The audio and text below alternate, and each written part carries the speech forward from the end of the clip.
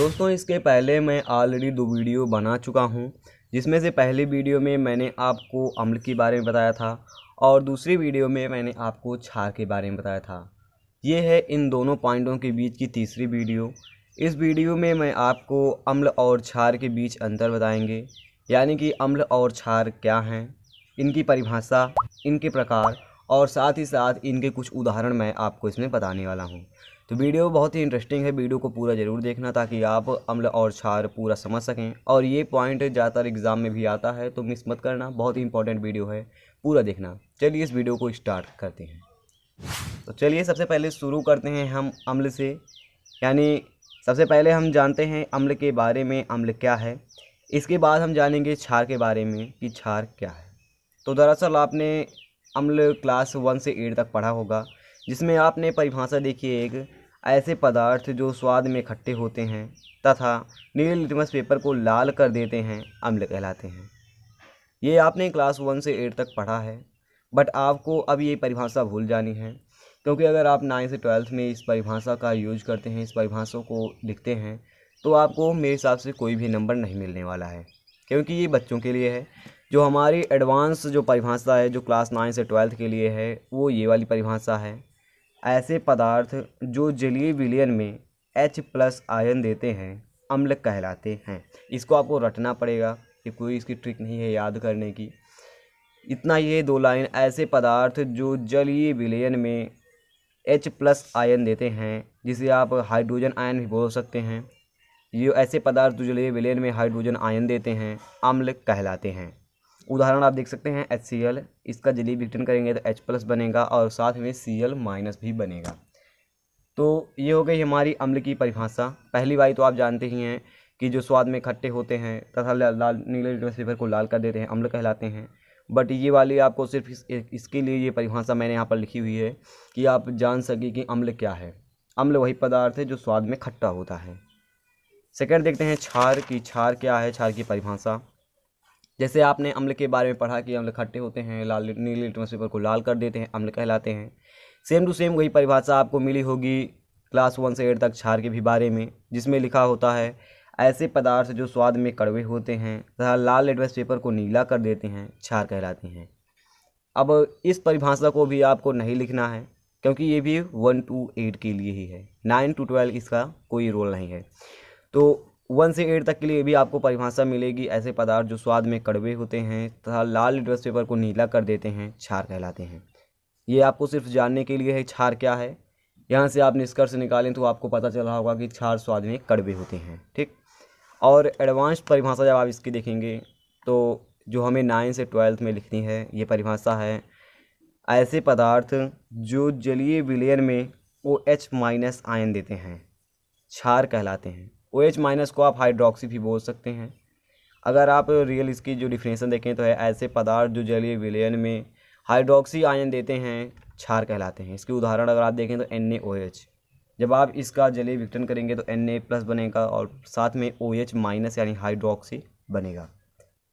ये भी आपने देखा अम्ल और क्षार की जो एडवांस परिभाषा थी, एडवांस डिफिनेशन थी, जिसे आपको 9 to 12 में लिखना है। अब देखते हैं अम्ल के कितने प्रकार होते हैं। तो ये हमारे इस पेज पर, यहाँ पर अम्ल की प्रकार अगर हम देखें तो अम्ल 2 प्रकार के होते हैं, प्रबल अम्ल और दुर्बल अम्ल। जिसमें से प्रबल अम्ल संक्षारक होते हैं। संक्षारक का मतलब है अगर हमारी स्किन पर पड़ेंगे तो स्किन हमारी हार्श होगी, हमारी स्किन को जला सकते हैं, हमारी स्किन को ख़राब कर सकते हैं, इन्हें प्रबल अम्ल कहते हैं। प्रबल अम्ल आपका आ जाता है तेजाब, आ जाता है HCl, आ जाता है H2SO4 आ जाता है, ये सब हमारे होते हैं प्रबल अम्ल।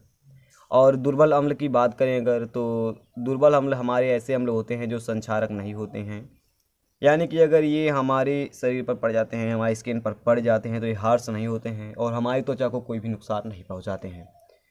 अगर हम इसकी बात करें तो ये HCl हो जाता है, या फिर अगर और आप दैनिक जीवन में देखना चाहें तो नींबू का रस हो जाता है, इमली का रस हो जाता है, लैक्टिक अम्ल, फार्मिक अम्ल, ये सब बहुत ज़्यादा हार्श नहीं होते हैं।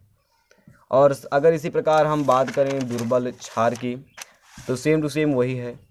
ऐसे प्रबल क्षार 2 प्रकार के होते हैं, प्रबल क्षार, दुर्बल क्षार। और प्रबल क्षार संचारक होते हैं यानी कि स्किन को हार्श करते हैं, और दुर्बल क्षार संचारक नहीं होते हैं यानी स्किन को हार्श नहीं करते हैं। अभी तक हमने देखा कि अम्ल क्या है, अम्ल की परिभाषा, अम्ल के प्रकार और अम्ल के एक दो उदाहरण, और साथ ही साथ देखा क्षार क्या है, क्षार की परिभाषा, क्षार के प्रकार और क्षार के उदाहरण। दो चीज़ें हमने देख ली। अब यहाँ पर आता है difference between acid and base, यानी कि अम्ल और क्षार के बीच में अंतर क्या है। तो अगर आप इसे ध्यान देंगे तो पहले ही आपको परिभाषा में जहाँ पर हमने बताया कि अम्ल क्या है, वहाँ से आपको आ रहा होगा कि ऐसे पदार्थ जो स्वाद में खट्टे होते हैं, यानी अम्ल खट्टे होते हैं। खट्टे पदार्थों को अम्ल कहते हैं और कड़वे पदार्थों को क्षार कहते हैं। पहला अंतर हो गया। और दूसरा कि अम्ल नीले लिटमस पेपर को लाल करते हैं और क्षार लाल लिटमस पेपर को नीला करते हैं। ये हो गया हमारा दूसरा डिफरेंस, अंतर हो गए। और अगर हम ऐसे इसमें बात करते हैं तो बहुत सारे पॉइंट हैं, ऐसे अम्ल की हम जब धातु से अभिक्रिया कराते हैं तो हाइड्रोजन गैस मुक्त होती है। ये बहुत ही इंपॉर्टेंट पॉइंट है, बोर्ड एग्जाम में भी आ सकता है, इसको भी याद कर लेना। और ये देखिए फिर से हम एक बार डिफिनेशन पढ़ लेते हैं, जो मेन है डिफिनेशन बार बार आता है। तो परिभाषा देख लेते हैं। ऐसे पदार्थ जो जलीय विलयन में H+ आयन देते हैं अम्ल कहलाते हैं। उदाहरण HCl। और इसके बाद नेक्स्ट, ऐसे पदार्थ जो जलीय विलयन में OH- हाइड्रोक्सी आयन देते हैं वो क्षार कहलाते हैं। इतना आपको याद रखना है, जलीय विलयन में देते हैं। अगर एक रहेगा, एक शब्द वाला, यानी कि H+ हाइड्रोजन रहेगा तो अम्ल रहेगा, और अगर हाइड्रोक्सी रहेगा यानी OH- तो क्षार रहेगा। कैसे आप पता कर सकते हैं कि अम्ल है कि क्षार है, कैसे आप पता कर सकते हैं कि जलीय विलयन में H+ दे रहा है या OH- दे रहा है, इन सारे टॉपिक्स के ऊपर आने वाली वीडियो में हम बात करने वाले हैं। अगर आपको उस वीडियो को देखना है, चैनल सब्सक्राइब कर लेना, तभी आपको वीडियो मिलेगी। और बस जाते जाते एक होमवर्क ले जाइए। इसमें आपको इस क्वेश्चन में बताना है कि कौन सा अम्लीय निम्नलिखित में कौन सा अम्लीय पदार्थ नहीं है, यानी कि इसमें अम्ल नहीं है, यही आपको बताना है। इस क्वेश्चन को मैंने आप पिछली वीडियो में भी दिया था, बहुत सारे लोग, बहुत कुछ लोग थे कमेंट किए, बहुत सारे लोगों को ये नहीं आया। अगर आपको आता है कमेंट करके ज़रूर बताइएगा, और ताकि आपका कमेंट पिन हो सके। तो बस इस वीडियो में इतना ही था। कैसी लगी वीडियो कमेंट करके यार ज़रूर बताना। थैंक्स।